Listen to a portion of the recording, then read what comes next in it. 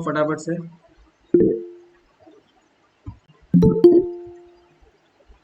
चलिए, तो आज हम पढ़ेंगे नेक्स्ट जो हमारा क्वेश्चन चल रहा है ना पेंडिंग, उस क्वेश्चन को हम लोग कंप्लीट करेंगे आज।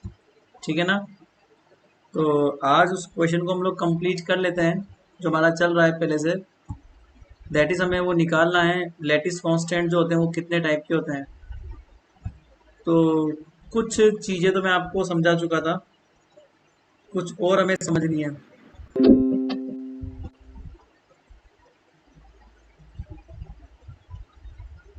चलिए देखते हैं हम लोगों ने कहाँ तक पढ़ा था। ठीक है,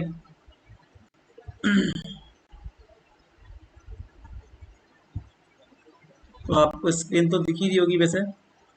ठीक है, और जब आपको स्क्रीन दिख रही है तो इक्वेशन नंबर 7 8 9 तक हम लोग आए थे नहीं आए थे बताओ? आपकी लास्ट इक्वेशन क्या थी? 7 8 9। सिमेट्रिसिटी लगा लगा के हम लोगों ने कहाँ तक आए थे? 7 8 9 तक। ठीक है, तो आई थिंक जो अब मैं लास्ट हमने पढ़ा था वो लास्ट ये था।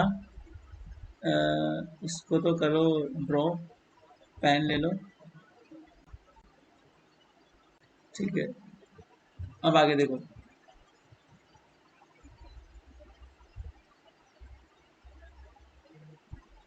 यहाँ पर देखना। सो अल्टीमेटली हमारे पास सिंपल सी बात है कि आपको मैंने बताया था कि X Y is equal to C44 EXY। ठीक है, और YZ is equal to C55 and EYZ। ठीक है, और Z X is equal to C66 और EZX। यहाँ तक हमने काम किया था। ये 7 नंबर है, ये 8 नंबर है और ये 9 नंबर है। Is it? यही था क्या जो लिखा है मैंने? ठीक है ना? अब देखो इसके आगे। अब इसमें हमें कुछ और सिमेट्रिसिटी लगानी पड़ेगी। ठीक है, so now from isotropic condition. अब अगर मान लो आपके पास में है आइसोट्रोपिक कंडीशन है, सपोज, आ जाओ वापस यहाँ पे। Now from isotropic condition, now from isotropic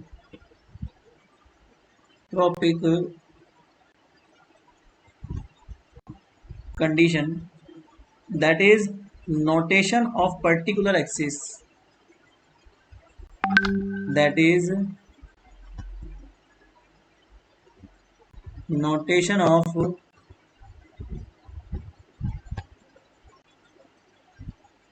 particular axis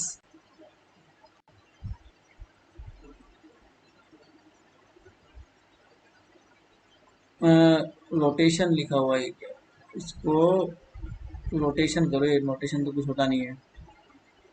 that is rotation of particular axis by 180 degree. 180 पर आपको घुमाना है इसको। Elastic constant have to be, elastic constant have to be reduced। तो इस कंडीशन में क्या हो जाएंगे? इलास्टिक कांस्टेंट क्या हो जाएंगे? रिड्यूस्ड हो जाएंगे। ठीक है, now if we simply rotate,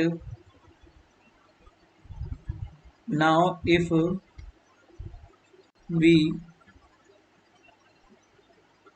simply rotate, अब आपको करना क्या है? सिंपली रोटेट करना है। Now we if simply rotate axis through 90 degree,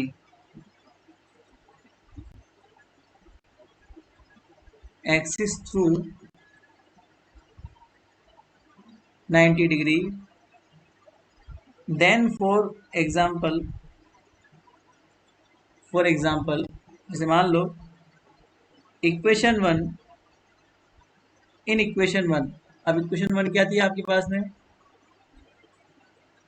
आपको दिखा दूं मैं इक्वेशन वन थी कौन सी आपके पास में। इक्वेशन वन आपके पास में ये थी, जिस इक्वेशन की बात कर रहा हूँ ना इक्वेशन वन, वो ये वाली इक्वेशन है। That means X x is equal to C one one E x x plus C one two E Y Y plus C one three E Z Z, इसकी मैं बात कर रहा हूँ। ठीक है, सो ये इक्वेशन नंबर वन है। So in equation one y and z axis changes if in equation 1 y and z axis changes। Suppose ऐसा मैं कर रहा हूँ कि अगर मैंने एक्सिस को रोटेट कर दिया, रोटेट का मतलब ये होता है, आप ये बात जानते हो, अगर मान लो ये आपके पास में मान लो ये एक्स एक्सिस है, ये वाई एक्सिस है और ये जेड एक्सिस है।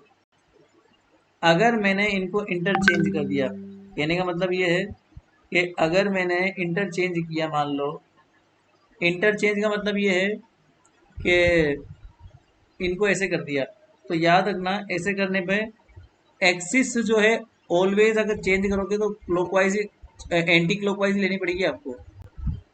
अगर मैंने y की जगह क्या लिया, z की जगह y ले आया, z की जगह अगर मैं इसको उठा के y ले आया 90 पर ले आया, ठीक है ना, तो हो ही जाएगा कि ये मत कर देना कि यहाँ पे z लिख दो, आप लोग इसको z मत लिख देना, क्योंकि इंटरचेंज करने पे भी याद रखना एक्सिस जो होती है ना वो ऑलवेज एंटी क्लॉकवाइज ही लेनी पड़ती है आपको। ठीक है, तो एंटी क्लॉकवाइज अगर आप लोगे तो यहाँ पर क्या आएगा, x आएगा, तो ये x आएगा, तो ये एंटी क्लॉकवाइज, x के बाद y आ गया, y के बाद z आ गया और z के बाद फिर से x आ गया। तो एक्सिस को अगर आप लोगे तो एंटी क्लॉकवाइज, तो अगर मैंने इसको 90 पर कर दिया मान लो, तो इस स्थिति में क्या हो जाएगा, हमारे पास जो z के पैरामीटर है वही y के हो जाएंगे। इसका मतलब ये है कि जो इक्वेशन नंबर एक हो जाएगी ना एक्स एक्स वाली, वो कितनी जाएगी, सी one one E x x, यहाँ पर लिख दो, मैं एक चीज लिखा जरा आपके पास, y and z always changes, तो यहाँ पर करना क्या है आपको, this will happen no effect on L H S. So एक लाइन लिखो, this will happen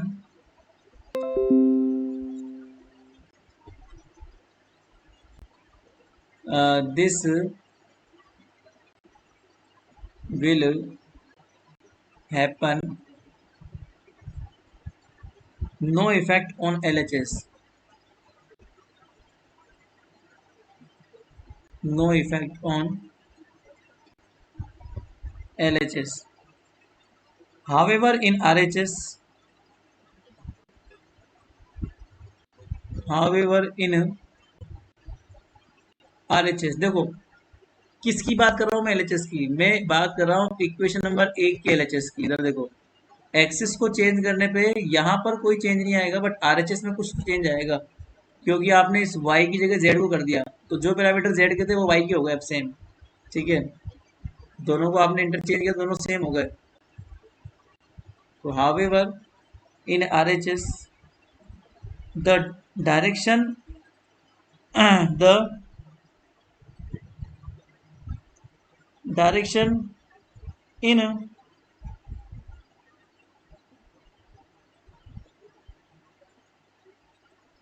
the direction in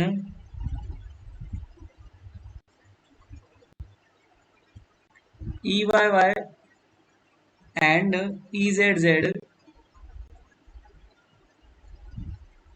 will be interchange, will be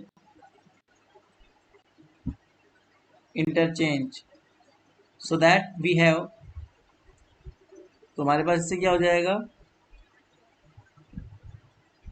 that is along to which, ऐसा करने से जो z वाले कंपोनेंट्स हैं वो y वाले के बराबर हो जाएंगे। मतलब C12 बराबर क्या हो जाएगा, C13। कहने का मतलब ये है कि इन दोनों के जो कोफिशिएंट है ई वाई वाई के और ई जेड जेड कोफिशिएंट जो है C13 और C12 दोनों सेम हो जाएंगे, ठीक है ना। तो इसका मतलब ये है, ये हो जाएगा हमारे पास सिमिलरली। अब ये काम तो मैंने पहले वाई जेड के साथ किया है, अगर मैं यही काम क्या करूं, इक्वेशन नंबर सेकंड में कर दूं। इक्वेशन नंबर सेकंड में एक्स जेड को एक्सचेंज करो, आप एक्स और जेड को एक्सचेंज करो, क्योंकि इक्वेशन नंबर सेकंड में वाई कांस्टेंट रहेगा। तो एक्स जेड का काम करोगे तो इसमें वाई कांस्टेंट रहेगा, वाई का मतलब 2, यहाँ भी 2 कांस्टेंट रहेगा, ये वाई कांस्टेंट रहेगा। और इंटरचेंज आपने एक्स जेड को किया है, तो ये जो 1 वाला है वो एक्स होता है और जो 3 वाला है वो जेड होता है। तो इसका मतलब क्या हो जाएगा, इक्वेशन नंबर सेकंड में C23 बराबर क्या हो जाएगा, C21। सिमिलरली अगर मैं अगले वाले की बात करूं तो इसमें x कांस्टेंट था, वाई जेड चेंज किए, y कांस्टेंट है, एक्स जेड चेंज किए, इसमें z कांस्टेंट रहेगा और आप क्या चेंज करोगे, x और y को चेंज करोगे। तो जैसे x को चेंज करोगे तो इसमें z कांस्टेंट है, तो इसमें y को चेंज करोगे, तो C13 बराबर क्या हो जाएगा, C12। तो ये इक्वेशन नंबर 1 में करना है, इक्वेशन नंबर 2 में करना है, इक्वेशन नंबर 3 में करना है। 1 में x कांस्टेंट रखना है, 2 में y कांस्टेंट रखना है और 3 में z कांस्टेंट रखना है। बाकी दोनों को इंटरचेंज कर दो, ठीक है। ऐसा करने से क्या हो जाएगा, इक्वेशन नंबर 1, 2 और 3 तीनों में एक एक कोफिशिएंट कम हो जाएगा। कैसे हो जाएगा देखना, जब एक की बात करूंगा तो एक्स एक्स बराबर क्या हो जाएगा, C11 ई एक्स एक्स, ये तो सही है। फिर यहाँ पे कितना हो जाएगा, C12 हो जाएगा, क्योंकि 12 बराबर 13 है। तो ये ई एक्स ई वाई वाई और ई जेड जेड यहाँ पे था, तो ई वाई वाई और ई जेड जेड हो गया हमारे पास। इसको लिख दो E Y Y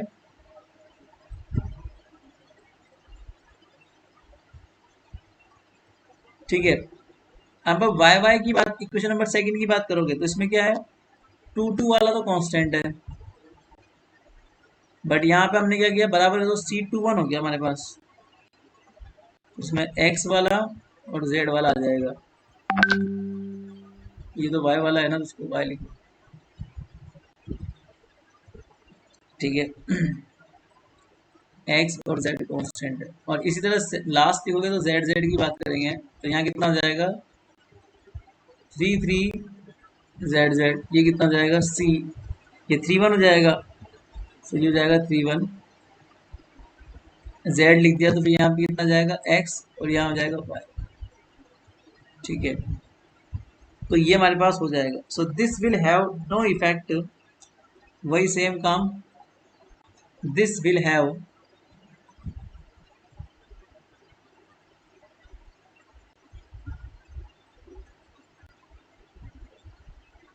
no effect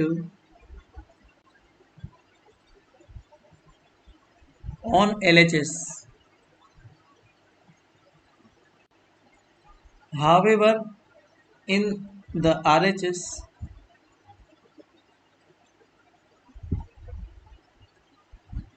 however, in the RHS, the direction deformation, the deformation, yeah, the direction। वैसे ई को हम लोगों ने क्या बोला था, ई को हम लोग बोलते हैं डिफॉर्मेशन, जो उसमें चेंज आया।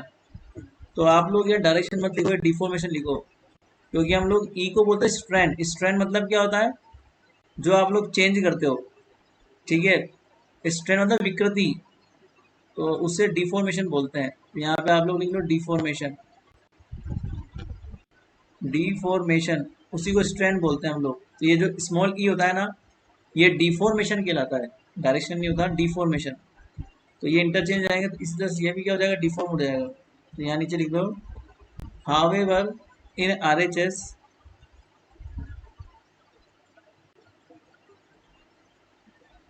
deformation EYY EZZ will interchange. EYY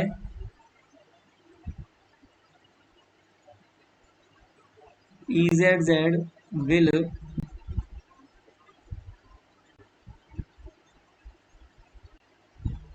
interchange. Due to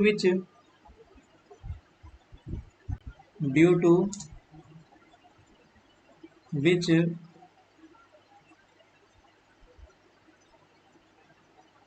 C12 is just equal to C21. तो क्या हो जाएगा उससे C12 बराबर क्या हो जाएगा C21. अगर मैं इनको इंटरचेंज कर दूंगा तो दोनों भी क्या हो जाएंगे बराबर हो जाएंगे. ठीक है. और इससे क्या हो जाएगा C12 बराबर C31 बराबर C13.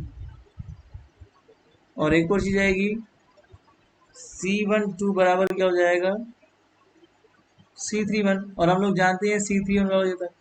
तो ये भी क्या हो जाएंगे बराबर डिफॉर्मेशन को इंटरचेंज करने पे. अब इनको इंटरचेंज करने पर एक्स वाई को 1/1 एक्सचेंज करेंगे अपन. ठीक है. तो ये कितना हो जाएगा हमारे पास x x is equal to. अब हर जगह क्या आ जाएगा C12 आ जाएगा. यहाँ भी C12 आ जाएगा और यहाँ भी C12 आ जाएगा. तो हो जाएगा X x is equal to C11 EXX plus C12 EYY EZZ. ठीक है. और नीचे वाली एक्स में भी सेम वही आएगा C11 EYY C11 EYY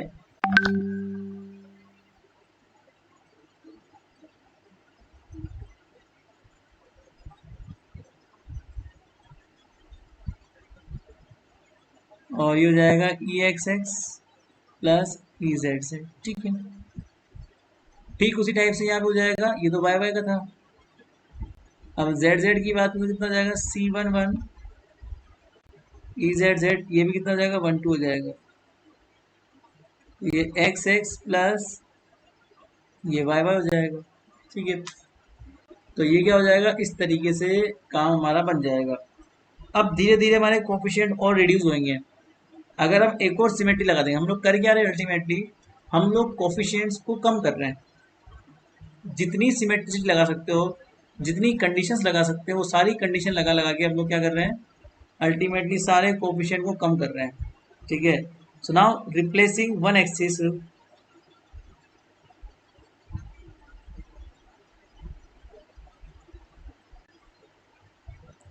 now replacing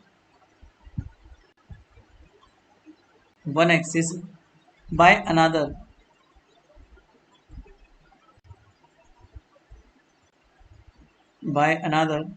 and keeping the view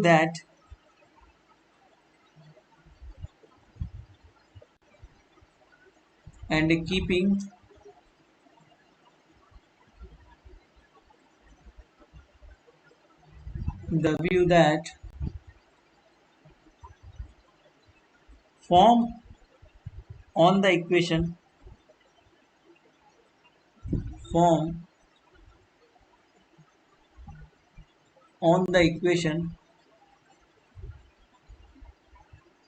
must not be altered. Must not be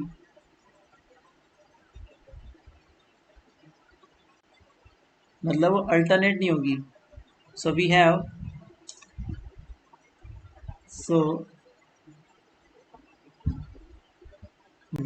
अब इसके बाद में अगर तीनों सिमेट्रिक मान लें तो C11 बराबर क्या हो जाएगा C22 बराबर क्या हो जाएगा C33. तीन कोफिशिएंट और बराबर. और ऐसे क्या हो जाएगा सिमिलरली C44 बराबर C55 बराबर C66. अब यहाँ देखो ये मैंने लिखना भूल गया भाई. ये C12 था यहाँ पे C22 था यहाँ पे C22 और यहाँ था, ये अब जाके बराबर होंगे तीनों। तो ये तीनों क्या हो जाएंगे, बराबर हो जाएंगे। तो कहने का मतलब ये है कि ये तीनों बराबर हो गए, ये तीनों सेम हो गए। ठीक है, और ऊपर आ जाओ क्वेश्चन नंबर 7 और 8 में। ऊपर आओगे तो यहाँ पर क्या लिखा हुआ था,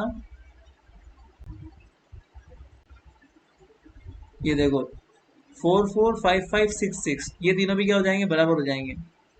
ठीक है, तो अब हमारे पास केवल 3 कोएफिशिएंट बचेंगे लास्ट में। ठीक है ना। तो अब जो फाइनल इक्वेशन लिखूंगा ना मैं, सबको बराबर करने के बाद में, तो पहली इक्वेशन क्या लिखूंगा मैं, एक्स एक्स वाली। दूसरी लिखनी है मुझे वाई वाई। तीसरी लिखनी है जेड जेड। चौथी एक्स वाई। पांचवी वाई जेड। और छठी जेड एक्स।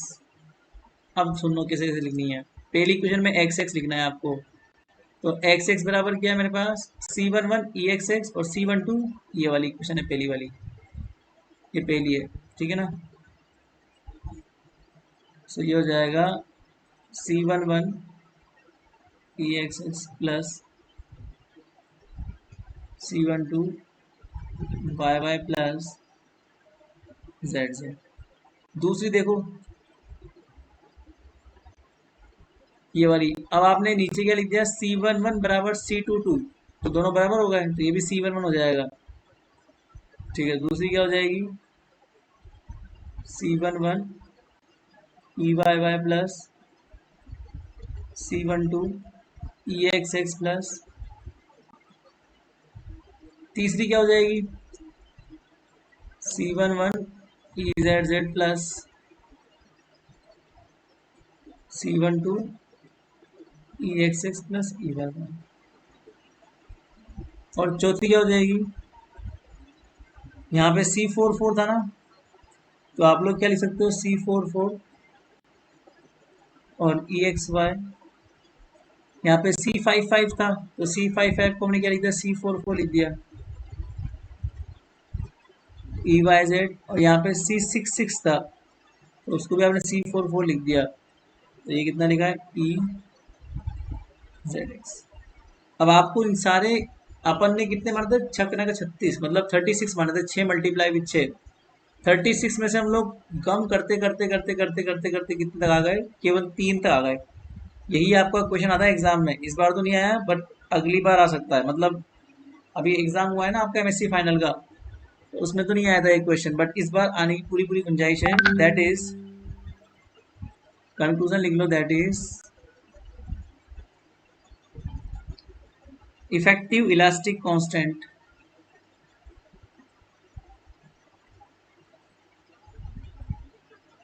इफेक्टिव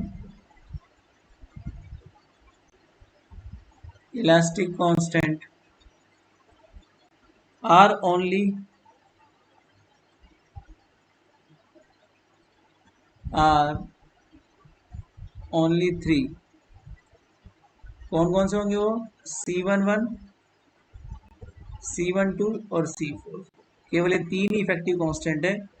और यही क्वेश्चन आपके एग्जाम में आता है कि प्रूफ करो कि केवल 3 ही इफेक्टिव होते हैं। तो आपको ऐसे प्रूफ करना है 1 बाय 1, कल से लेके आज तक जो हमने किया, लास्ट क्लास से जो किया। तो लास्ट क्लास से अभी तक हम जो करते हुए आए ना, वो यही है। ठीक है ना, कि आपको इस तरह से काम करना है, ये कंडीशंस लगानी है, पहले इनको बराबर करना है, फिर इनको बराबर करना है। तो धीरे धीरे उन सभी कोफिशिएंट को बराबर कर सकते हो। आधा काम हम लोगों ने लास्ट क्लास में किया था, और बाकी काम ये है, तो आप चेक कर लो कैसे किया था। तो लास्ट क्लास में हम लोगों ने यहाँ तक काम किया था, X X X Y X Z, फिर एक्स वाई वाई जेड और जेड एक्स को कम किया था, तो 7 8 नंबर आई थी। फिर हम लोगों ने क्या किया, ऐसे किया, देख लो। ठीक है,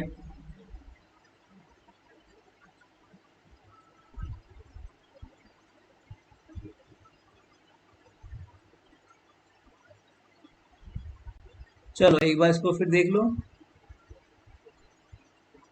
और फिर इस क्वेश्चन को खत्म करते हैं। ये 10 नंबर में आता है आपका क्वेश्चन।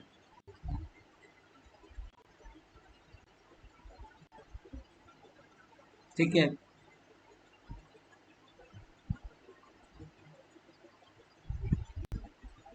चले आगे नेक्स्ट क्वेश्चन पे। प्रीवियस क्लास वाला और इस वाली क्लास का दोनों को मिक्स करके पढ़ना एक बार, ठीक है। दोबारा पढ़ना इसको, कैसे कैसे हम लोगों ने कांस्टेंट लिए है, कैसे कैसे उनको रिड्यूस किया, कैसे उनको बराबर किया, तो वो सब काम करना है। अब अगर तुम्हारी आज्ञा हो तो आगे चलें, और अगर कुछ पूछना हो तो पूछ लो, ठीक है।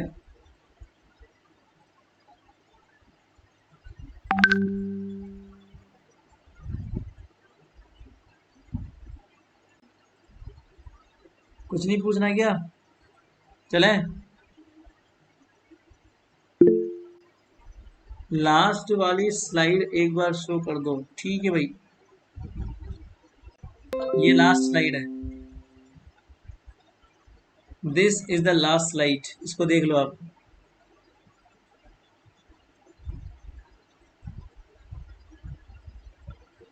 ठीक है, अब हम क्या करेंगे, आपके दूसरे क्वेश्चन को स्टडी करेंगे। ये वो क्वेश्चन है जो आपके एग्जाम में आया था इस साल। इस साल तो नहीं आया ये क्वेश्चन,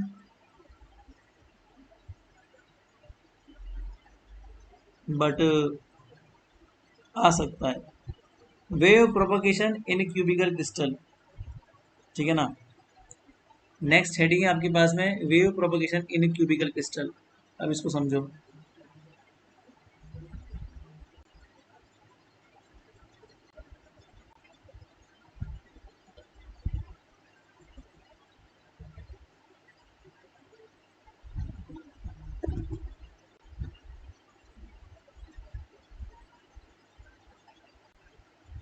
इन क्यूबिकल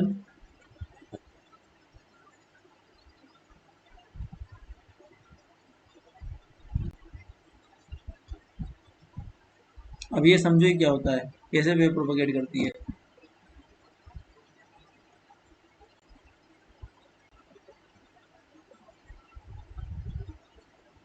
ठीक है, मान लो ये क्रिस्टल है,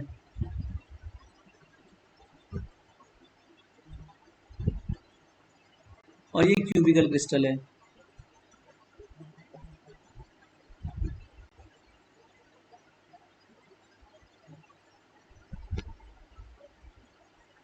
सपोज अब वेव प्रोपगेट करेगी तो वैसी बात है, कहीं ना कहीं फोर्स भी अप्लाई करेगी।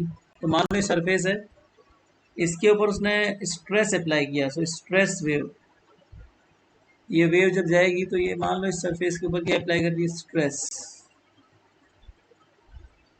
ठीक है। और ये मान लो एक्स एक्सिस है, तो complete component in x axis that is called stress component x x. तो ये तो स्ट्रेस कंपोनेंट है, ये कंप्लीटली एक्स में लग रहा है, ठीक है। अब ये मैंने z मान लिया, अगर वो x मान लो अल्टीमेटली z होगा, और ये क्या हो जाएगा, y हो जाएगा।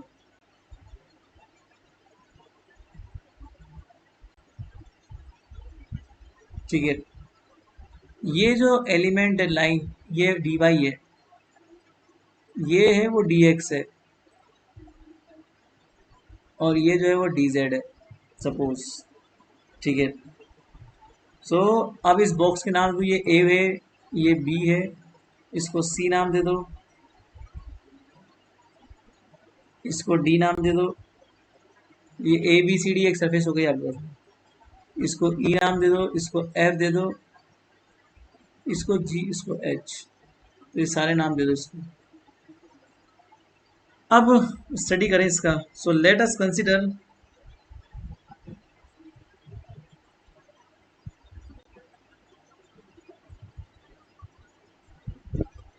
Let us consider a side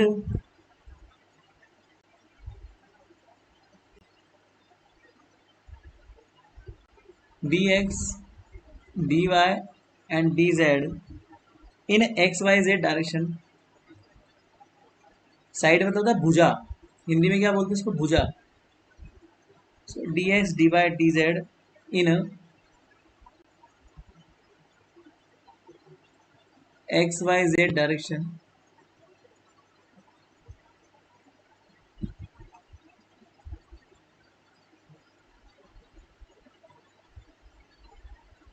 respectively. मतलब x में जाओगे तो dx उसकी भुजा हो जाएगी, y में जाओगे तो dy हो जाएगी, और z में dz रेस्पेक्टिवली। ठीक है। Let the stress component, let the stress component, हम लोग स्ट्रेस को क्या बोलते हैं? X X, X Y, Y X, यही बोलते हैं ना। और स्ट्रेन को हम क्या बोलते हैं? डिफॉर्मेशन बोलते हैं। स्ट्रेन मतलब small e, e x x, e Y y, इसी को हम स्ट्रेन बोलते हैं। ये मैंने कल समझाया था, मतलब लास्ट क्लास में। तो stress component of the stress, of the stress acting on cube, acting on cube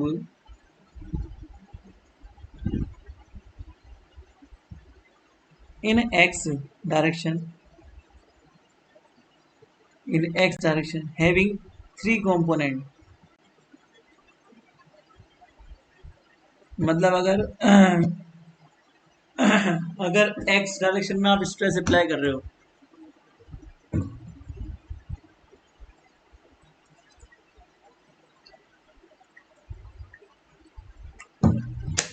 देखो, अगर मान लो आप x में स्ट्रेस अप्लाई कर रहे हो तो उसके तीन कॉम्पोनेंट हो जाएंगे। पहला स्ट्रेस हो जाएगा एक्स एक्स, दूसरा हो जाएगा एक्स वाई, और तीसरा हो जाएगा एक्स जेड। तो x में स्ट्रेस अप्लाई करो, तीन हो जाएंगे कॉम्पोनेंट उसके, X X, X Y, X Z. When a system of applied stress component, when a system of applied stress component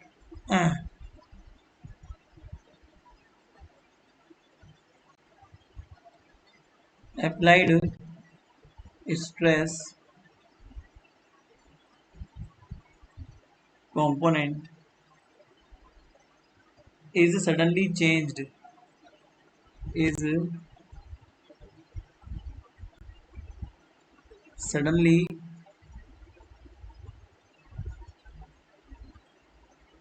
changed, then the cube has, the cube, तो cube के पास में क्या system हो जाएगा वो समझो आप इधर। So the cube has number एक, corresponding motion of the body itself। Stress apply होते सबसे पहले अपने में क्या हो जाएगा? स्ट्रेस लगाते ही क्या होगा? वो बॉडी जो है ना वो खुद के रेस्पेक्ट में क्या करेगी? मोशन करना स्टार्ट कर देगी, क्योंकि वो हिलेगी स्ट्रेस की वजह से। सो अ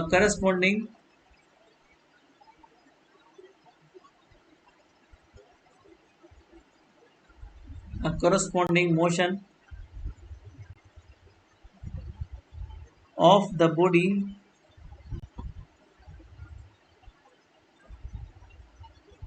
itself। पहली बात तो ये होगी। दूसरी बात, the propagation of change of stress component, the propagation of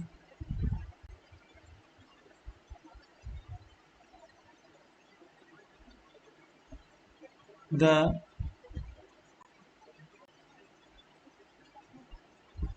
propagation of change of stress,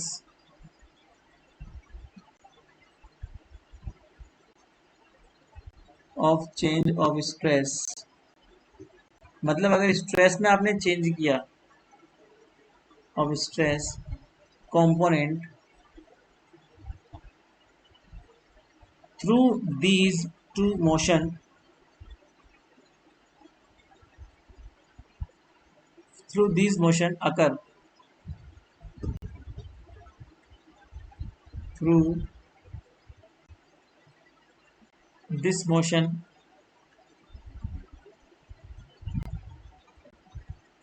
अकर, मतलब उसके स्ट्रेस कंपोनेंट में चेंज भी आएगा। Simultaneously and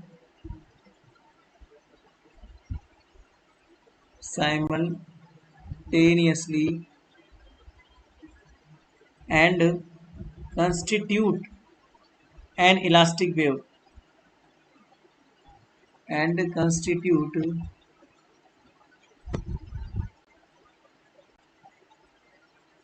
and constitute an elastic wave an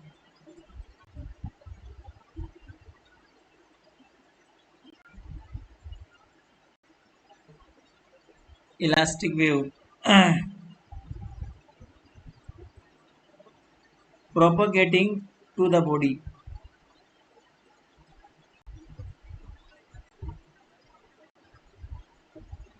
propagating to the body। तो एक इलास्टिक वेव भी propagate करेगी body के through. These elastic wave has small wave amplitude. These elastic wave these elastic wave कौन सी वाली elastic wave? आपने क्या किया, एक वेव को लेके आए, वो वेव आई, ठीक है, उस वेव ने क्या करा, उसकी सरफेस पर क्या उत्पन्न किया, स्ट्रेस उत्पन्न किया। उस स्ट्रेस की वजह से वो बॉडी क्या करी, मोशन करी, और उस मोशन की वजह से इलास्टिक वेव जनरेट होगी बॉडी के अंदर। मैं उस वाली इलास्टिक वेव की बात कर रहा हूँ, ठीक है ना। So these elastic wave has small wave amplitude has small wave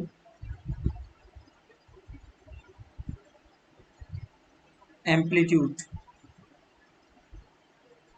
These properties of elastic wave these properties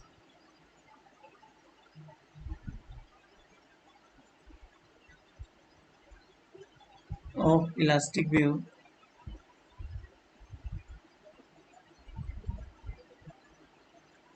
can be studied using the mechanics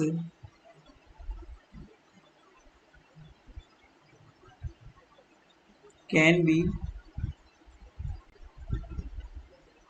studied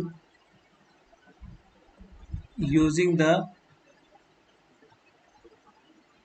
mechanics। अब आप लोगों ने 11th क्लास के अंदर पढ़ा न्यूटन मैकेनिक्स, तो वो 11th क्लास की मैकेनिक्स काम में लेनी पड़ेगी आपको। Using the mechanics given by the Newton,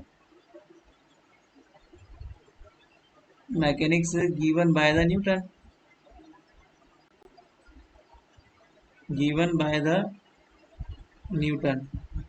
तो न्यूटन ने जो मैकेनिक्स आपको दी थी 11th क्लास में स्ट्रेस और स्ट्रेन कंपोनेंट के लिए, वही मैकेनिक्स आपको अब यहाँ पे काम में लेनी है, ठीक है। तो वही चीज़ आपको काम में लेनी है। तो अब करना क्या है वो सुनो मेरी बात। थोड़ा बहुत तो आज समझेंगे बिकॉज लंबा क्वेश्चन है, तो आज तो कंप्लीट हो नहीं पाएगा, ये कल कंप्लीट होगा, बट फिर भी आप लोग समझ लो करना क्या है। करना केवल इतना सा है कि एक बॉक्स लिया मैंने, इस बॉक्स के ऊपर मैंने एक वेव डाली, उस वेव ने इसके ऊपर स्ट्रेस डेवलप किया, एक्स डायरेक्शन में आपने वेव डाली है, तो एक्स में उसने स्ट्रेस डेवलप किया, बट वो स्ट्रेस केवल एक्स में नहीं है, वो स्ट्रेस के कंपोनेंट वाई में भी आ रहे हैं, एक्स में भी आ रहे हैं और जेड में भी आ रहे हैं। तो अल्टीमेटली मैंने उस एक्स में प्रोपेगेटिंग वेव के 3 कंपोनेंट ले लिए, X X, X Y, X Z. X इसलिए कॉमन है क्योंकि आपकी वेव एक्स में आ रही है, और एक्स वाई जेड इसलिए वेरी कर रहे हैं क्योंकि उसके कंपोनेंट एक्स वाई जेड में आ रहे हैं, ठीक है। जैसे मान लो आपने किसी को थप्पड़ मारा, तो आपने थप्पड़ मारा एक्स की तरफ, बट उसके वाइब्रेशन जो है वाई में भी जा रहे हैं और जेड में भी जा रहे हैं, तो उसके कंपोनेंट जो है ना, उस थप्पड़ की वजह से, उस वेव की वजह से उस लेटिस के अंदर क्या हो रहा है, वाइब्रेशंस हो रहे हैं, और उसमें एक और वेव जनरेट हो रही है ना। वो वेव का डायरेक्शन तीनों में है। So let a stress component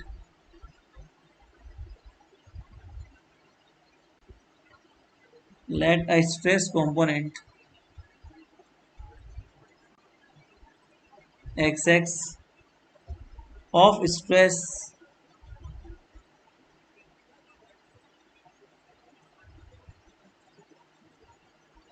on the phase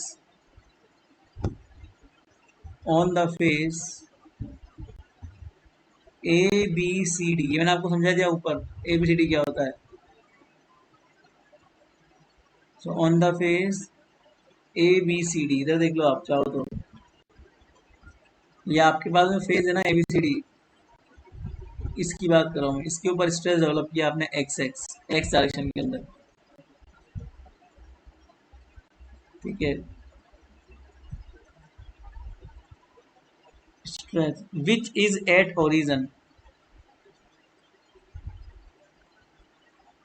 which is at origin let this stress component let this stress component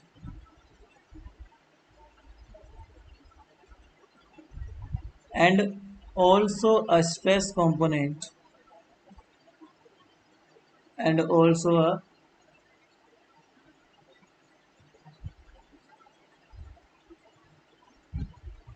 stress component x x, थोड़ा डिस्प्लेसमेंट है तो उसमें थोड़ा चेंज आ गया स्ट्रेस में, कितना x x plus one, acts on opposite direction acts on opposite direction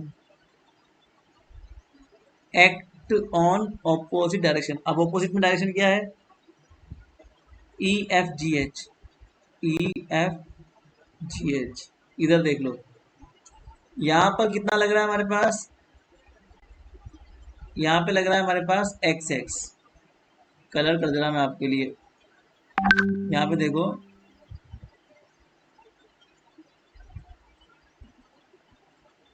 यहाँ पे चेक करोगे तो आपके पास लग रहा है एक्स एक्स, और इससे जस्ट डी एक्स दूरी पर आप करते हैं तो वहां लग रहा था एक्स एक्स और यहाँ लगेगा एक्स प्लस डी एक्स, क्योंकि ये डिस्टेंस जो है वो एक्स है और ये distance x plus D x है। तो ये डी एक्स बढ़ गया ना इस सरफेस पर ई एफ जी एच में, तो यहाँ पर चेंज होता रहा, ठीक है। तो हम जब x प्लस डी एक्स की बात करेंगे तो यहाँ पर आ जाओ नीचे, इधर देखो करना क्या है, करना ये है कि x x और जब x प्लस डी एक्स की बात करोगे तो कितना हो जाएगा, जो आपके x x पे था वो फिर आपने चेंज किया, कितना चेंज किया, x x कॉम्पोनेंट में आपने चेंज किया, किसके रेस्पेक्ट में चेंज किया, x के रेस्पेक्ट में किया, और कितना किया, dx दूरी तक आपने किया, बस इसी बात है। तो करना कुछ नहीं है, इस वाली सरफेस पर एक्स एक्स था, इससे जस्ट डी एक्स दूरी पर एक सरफेस और रखी हुई है जिस पर कितना है एक्स प्लस डी एक्स हो जाएगा, ठीक है। तो उस पर एक्स था और इस पर कितना हो जाएगा एक्स प्लस डी एक्स हो जाएगा, बस खत्म बात। अब इसके आगे मैं आपको कल पढ़ाऊंगा क्योंकि अभी ये लंबा चलेगा, अभी तो बहुत सारे इसमें फैक्टर्स आएंगे, ठीक है।